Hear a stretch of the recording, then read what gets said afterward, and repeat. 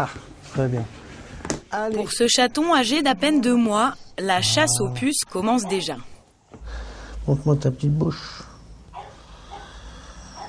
Ok.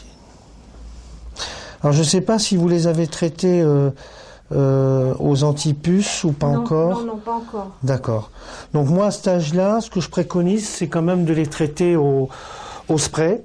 D'accord. Ce qui permet de traiter l'ensemble du corps. Spray, shampoing ou encore collier, disponibles dans le commerce ou en animalerie, des dizaines de médicaments vétérinaires permettent de traiter chiens et chats.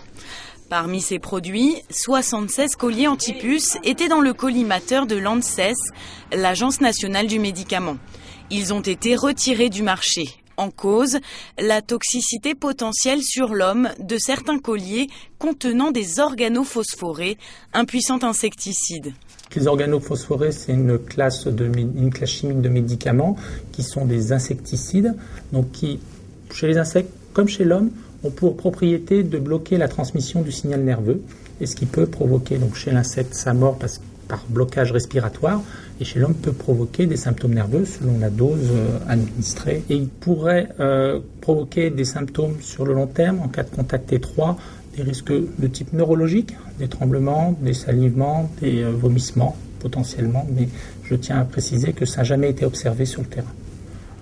Avec ces 76 colliers, le risque était trop important pour l'homme et surtout pour l'enfant, souvent en contact prolongé avec son animal. Allez-y, ouais. Tous les jours, ce vétérinaire applique des produits insecticides sur les animaux. Au collier antipuce, il préfère les pipettes qu'il juge plus efficaces. Alors, on va lui faire son traitement antipuce, hein, d'accord? Donc moi je vais mettre des gants.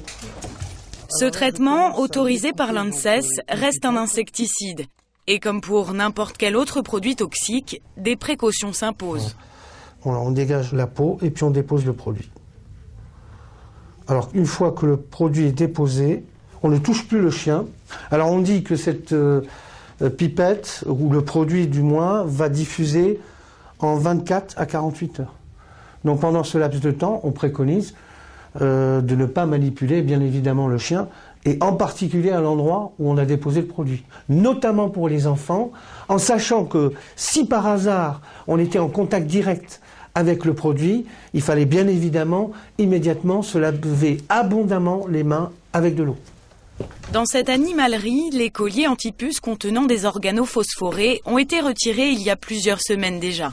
Ceux qui ont été retirés, on n'avait pas une consommation énorme au rapport des autres produits commercialisés. De toute façon, nous aiguillons nos clients vers des produits plutôt naturels parce qu'on est sûr qu'ils n'ont aucun impact sur l'homme, sur l'animal et sur l'environnement. Ces produits naturels, à base d'huiles essentielles végétales comme le géranium, sont avant tout des insectifuges dont l'efficacité est moins probante. En cas d'invasion de puces chez votre animal de compagnie, la solution antiparasitaire reste inévitable, à condition de bien se protéger.